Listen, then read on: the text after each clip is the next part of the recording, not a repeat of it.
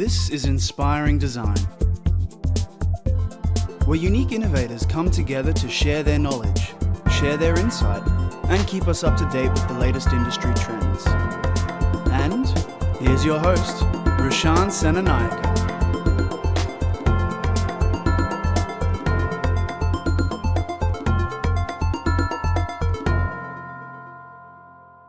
What's up, listeners? Welcome to a brand new episode of Inspiring Design, and I'm your host, Roshan Senanayake. Today's episode is unique, and unlike my normal episodes, my special guest is actually joining me from the other side of the world, all the way from Chile. He's actually the founder and CEO of ArchDaily, David Basulto.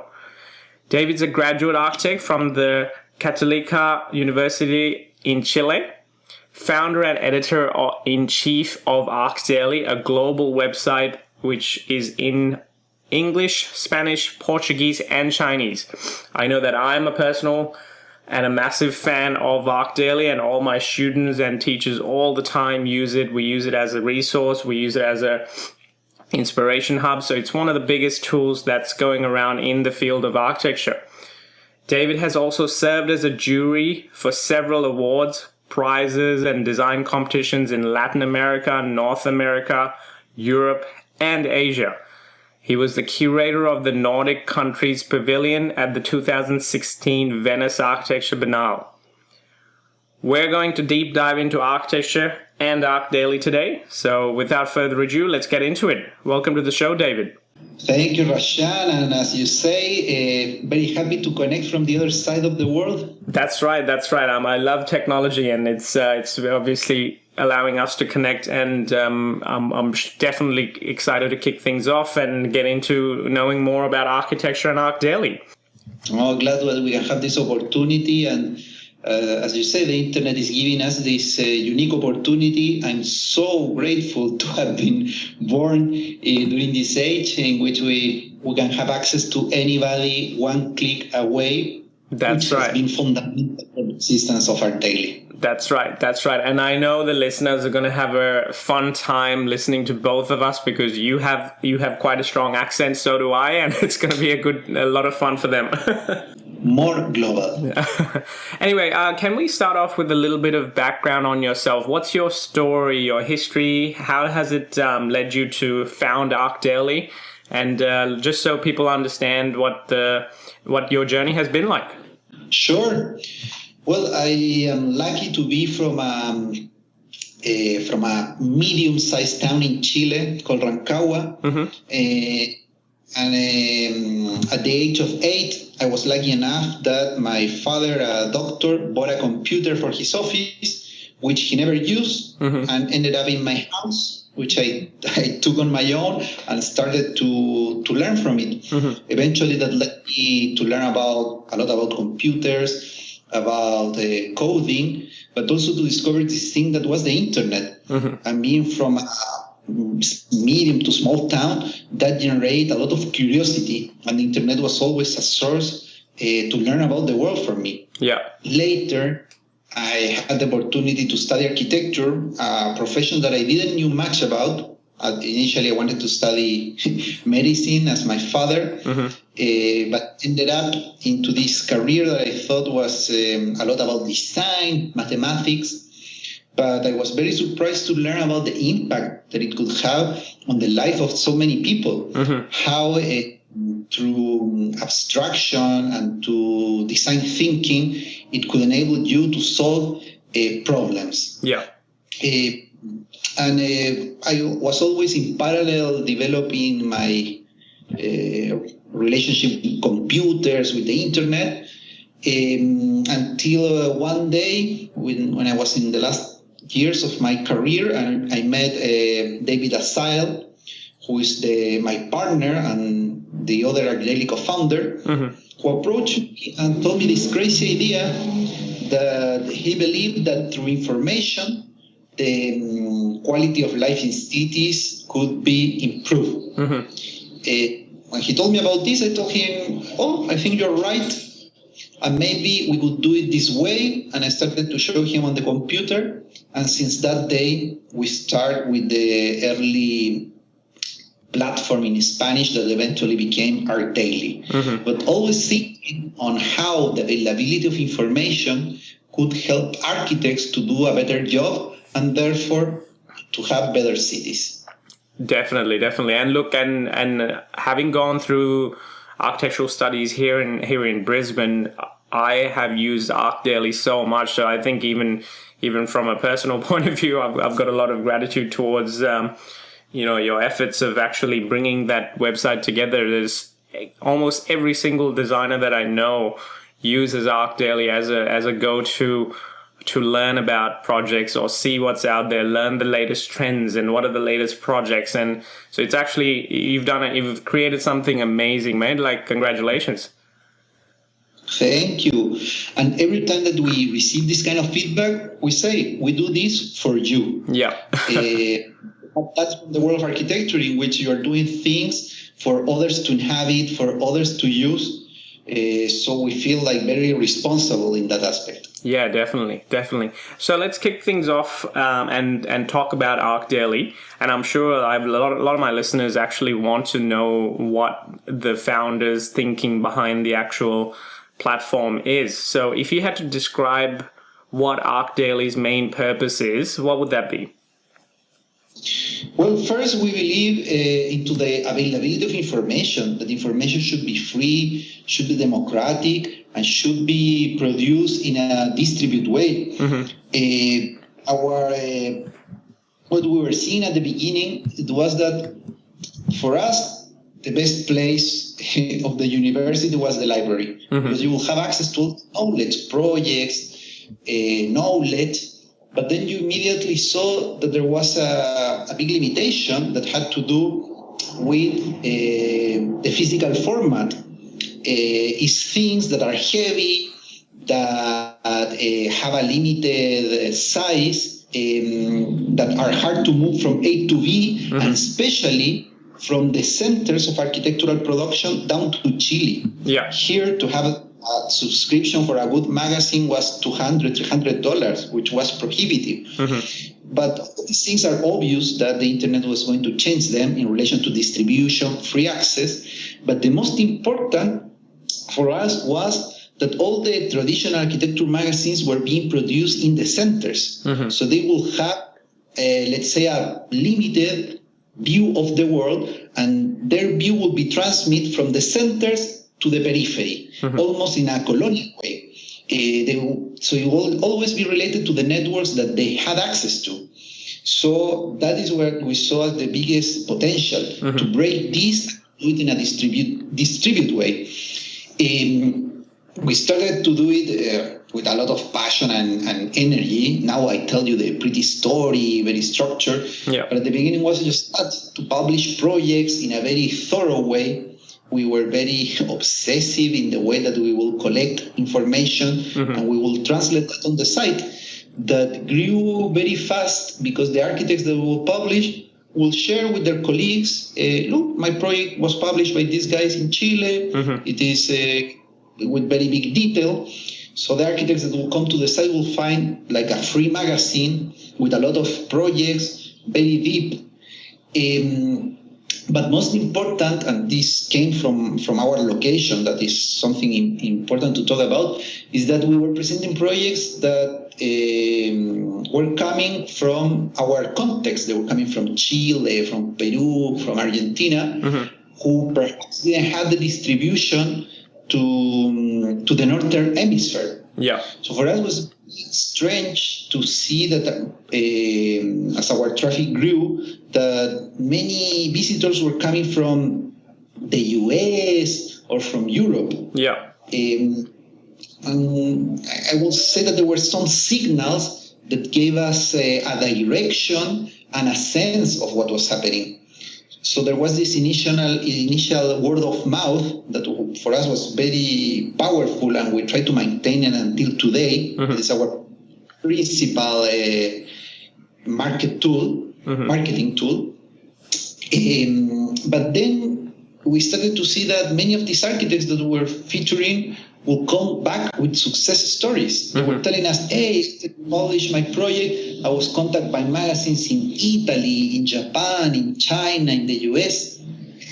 And for us, this was very strange because these countries do not speak Spanish. Yeah. Until that, we had a website that was called Plataforma Arquitectura, architectural platform. And by hearing these success stories, we started to wonder, why do these people who do not speak Spanish start to use our website? Why are they extracting information from us? And then this was very revealing, because when you are in the southern hemisphere, into what we call the global south, in non-English speaking countries, you always find yourself looking for information in the big libraries on the internet in English. So you have to learn how to read English, how to translate. Usually, if you are in an English-speaking country, you consume a lot of content already in that language. Yeah. So they said, why is this happening? Why they are making the same effort that we're used to do? And then we understood that the table was flipping, and what we were creating was of so interest that they will do this process of translation. Yeah.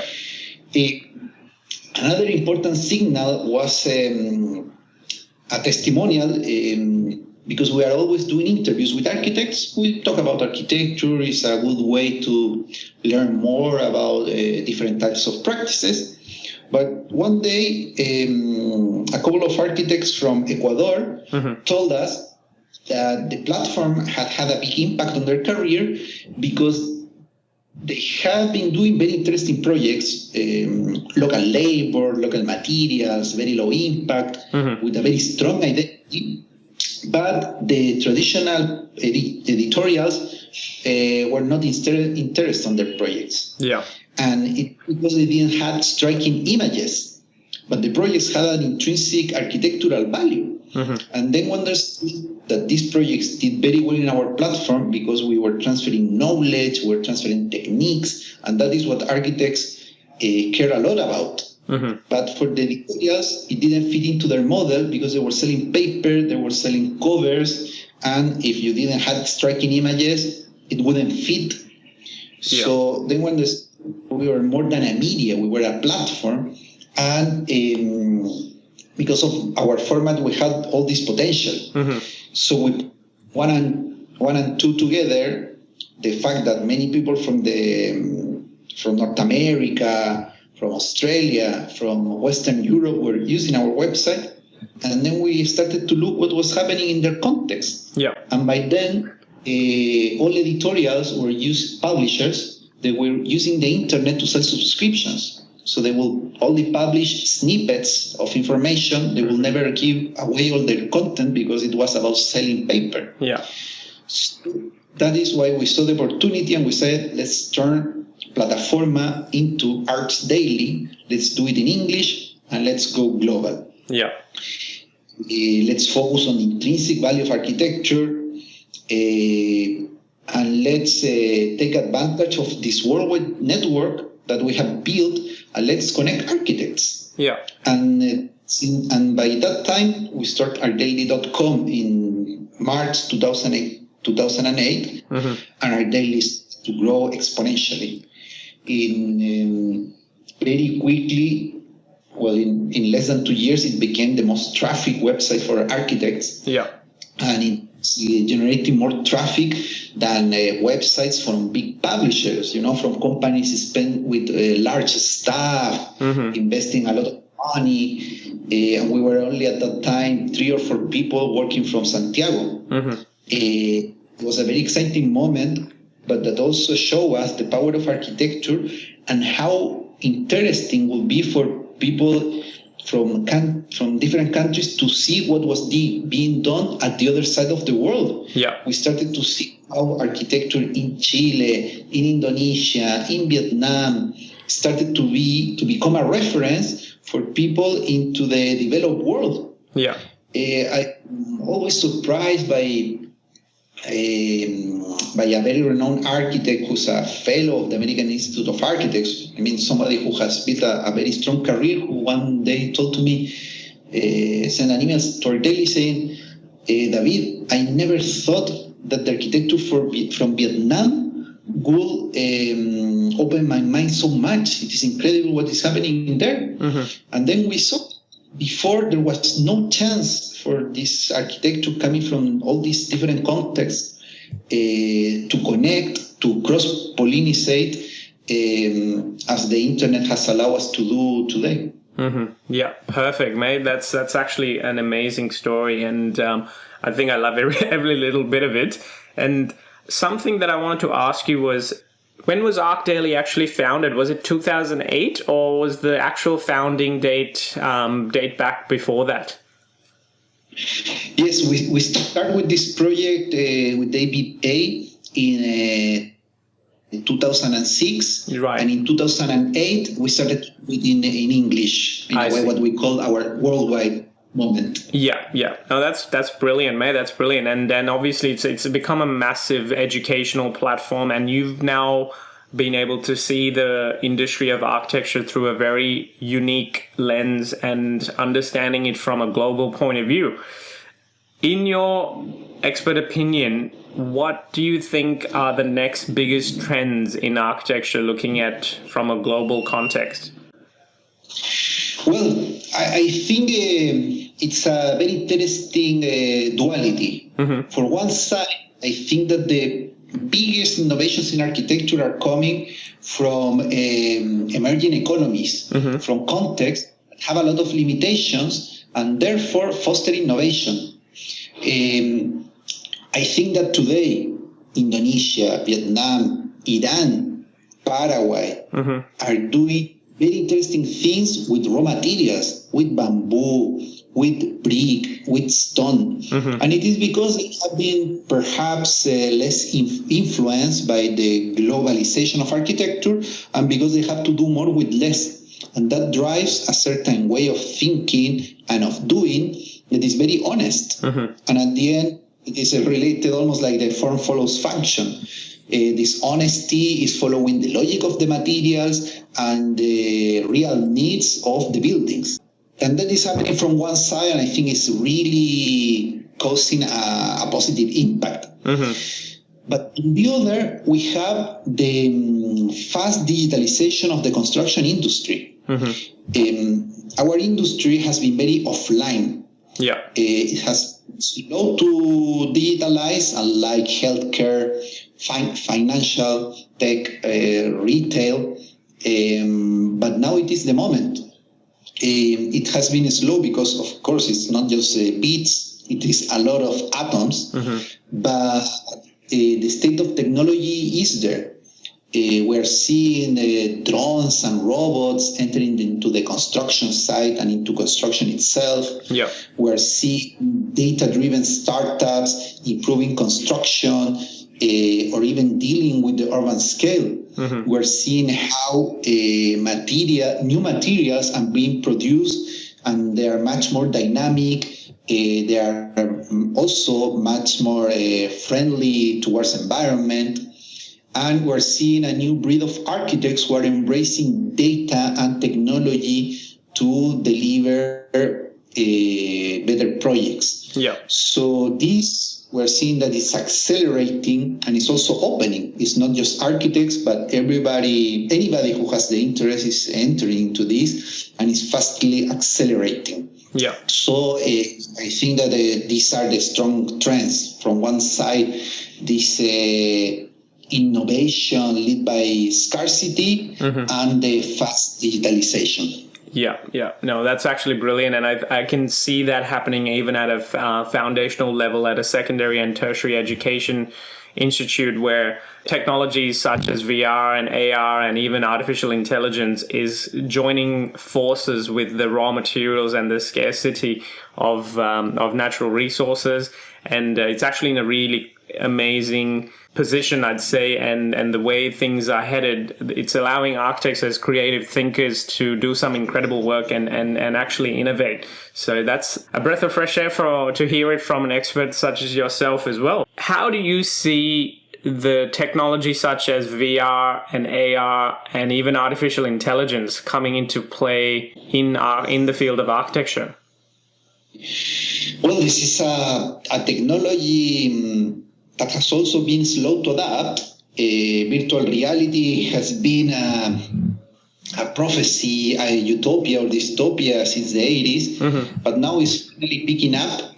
And you will think this is obvious that architecture will benefit from it, that architects will push it. But it has been, I think, first the world of gaming, entertainment, that took the lead. It has been, I think, slow to enter into the creative process. It has been mostly used for visualization, the real estate. But I think that we are about to see its real potential for architecture. Yeah.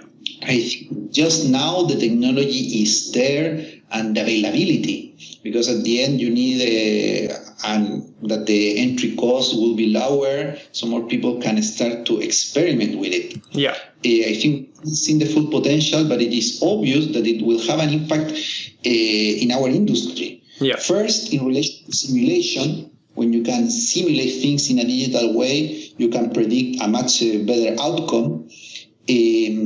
And we will have the need to have a digital twin of Earth. Everything that is built should be available in a digital way, not only for simulation, but also in relation to the life cycle of the building. Yeah. Having these digital assets will become the norm, and how we interact with them through augmented reality, I think, will bring a different layer that we will really need to explore as architects. Yeah. No, definitely. And I think that's why it's broadening the skill set that an architect actually needed, let's say 5-10 years ago, compared to what the students coming through now and them being able to practice in the next 5 to 10 years. The skill sets have actually grown a lot because of this technology as well.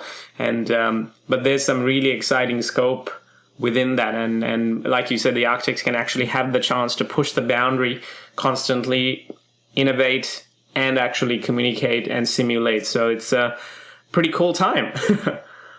Yeah, and also I think it's interesting to see it as a layer, because, okay, you will say on the built environment, you have many layers. One is the building, then you have, you will say, the social layer. How do we inhabit spaces? How do we behave? How do we relate to each other as citizens on the public realm? Then you will say comes this digital layer on top of it. Yeah. But also, I would say there is an in-between that is how we are dealing with the life cycle of buildings or with their use. And it is the Ubers, it is the WeWorks, and all these companies who are adding a layer that through technology allows us to interact with the infrastructure or with the built environment in ways that we could not do before. Yeah. So it is not just mixed reality, but for me, WeWork, Airbnb, Uber are layers of the built environment that allows us to operate on top of it and do things in a scalable way, and even to challenge the questions of belonging, of property, or can I be a digital nomad? Can I live anywhere?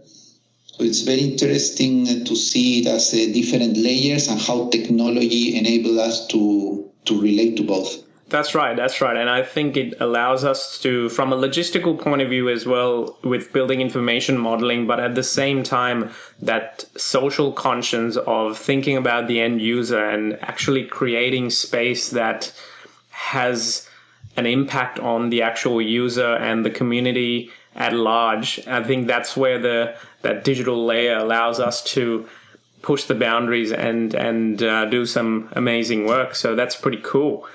Do you see this trend continuing to grow exponentially from a global context? Yeah, no, this is, and as you say, it is exponential. I think that we just opened the door, and it is very interesting to see how architects will engage into this beyond the built environment. Yeah. In all these companies that I mentioned, I have seen that there are many architects working. In the world of technology today, design is being highly valued. Apple, the world's most valuable company, you can say it's a design company, designs hardware, designs interfaces, designs experiences, and everybody is trying to incorporate design. Yeah. We as architects, we are trained into what is called design thinking, and we develop very interesting skills for this new world. The studio methodology allows you to tackle problems through abstraction, puts you in the position to have to collaborate, to develop teamwork methodologies, and all these cannot only be applied to the building or to the city. It can be applied into these other layers, and I am very happy to see something that is called architecture. In the US, one day in San Francisco, a friend told me, you have to go to this meetup. And I went into the building of a startup in the Soma district in San Francisco, into a meetup of architecture. There was around 80 people. They were all introducing themselves, like, hey, I'm John Doe, I study architecture, and now I work at Facebook, Pinterest, Autodesk, and many other companies. Yeah. It was very interesting to see how they were applying their architectural training into this, let's say, different industry. Yeah. But that made a lot of sense because of the skills that I described before. This is like a movement. They exist on Facebook, also on architecture.org. You can see news. They do meetups in New York, San Francisco, but I think that this is already happening for sure in other countries, and there is this big architecture community that is developing their career outside of the traditional field. Yeah, and it's just growing and growing. Yeah, definitely. And I think this is actually something that I've been speaking to my students as well, who are studying architecture but feel limited, that having gone through that personal differences and the development myself of using those skill sets and the problem solving thinking and mindset, the design thinking approach to work and problem solve in a completely different industry. And it's actually quite powerful. And I think architecture allows us to grant ourselves that knowledge and that mindset to be able to work in almost any industry, in my opinion. For me, it's interesting to look at from this year when the Bauhaus turns 100 years old. And the Bauhaus was also a moment where architects, designers, photographers, expanded group of creatives, they saw that the world was changing, that the industrial production could really enter into our lives, mass production, the rationalization of processes, and they wanted to design everything from the spoon to the city and influence how people will live. And they were able to push all this new thinking in the afterward time, where there was this need to rethink ourselves after what was a big catastrophe. That was the two world wars. Yeah. And 100 years after, we're seeing also this architect in the expanded sense trying to have an impact into the environment. We're much more conscious about sustainability, the impact of buildings, and in front of what is today also a time of crisis. Yeah. During these days, discussion about the environment is reaching a peak, and we're understanding that it's an urgent problem. That's right. So I think that architects now, through this multidisciplinary or expanded approach, should really step up and influence a catastrophe in where the construction industry plays a big role in relation to emissions. Yeah, definitely. Wise words made. And if we may go off on a bit of a tangent and bring it back to ArchDaily, because I think in this technology era and the way things are moving towards Industry 4.0, ArchDaily, I have a feeling, is going to play a big role in that. And especially in molding the next generation of designers and future leaders. What, in terms of looking at the future of ArchDaily, what are its applications and ideas and plans for the education sector through the lens of ArchDaily? Well, today this is very important because we start, let's say, as a media, we're using a blogging platform, but we evolve into being a resource, being a tool, being a more data-driven company. We incorporate all the knowledge about how to build the technical aspects. We brought online a materials, products, construction products catalog, and we started to connect the manufacturing, construction products world with the architects who need this knowledge. But how do we continue to advance in this construction 4.0 world? We know that all processes will be digital. Project delivery, project tendering, product sourcing, procurement, specification. That's right. We connect everybody across the construction industry. So all these assets need to be digitalized. Yeah. We have digitalized, but we will continue to evolve to incorporate more. We are opening our product library to BIM, and we want to enter much more into the workflow of the architects and to serve as an effective channel between the manufacturers who are also digitalizing, and through our platform for manufacturers, give them more tools to help architects to achieve their projects in a much better and streamlined way. Wow. Wow, that's actually some incredible work happening there. And when do you see that coming into play? Is that the next couple of years or 5 to 10 years? Well, we are already working on that, giving the first steps in relation to bringing much more availability of materials, products, manufacturers online, helping them to put their resources in the form of BIM available to architects. But this is something that we are just accelerating, and we believe that it won't, well, the building blocks, the foundation is what we have in our roadmap for the next 2 years. But to fully digitalize this industry, it is very hard to say if it will take 5 years, but it's more than a question when it will happen.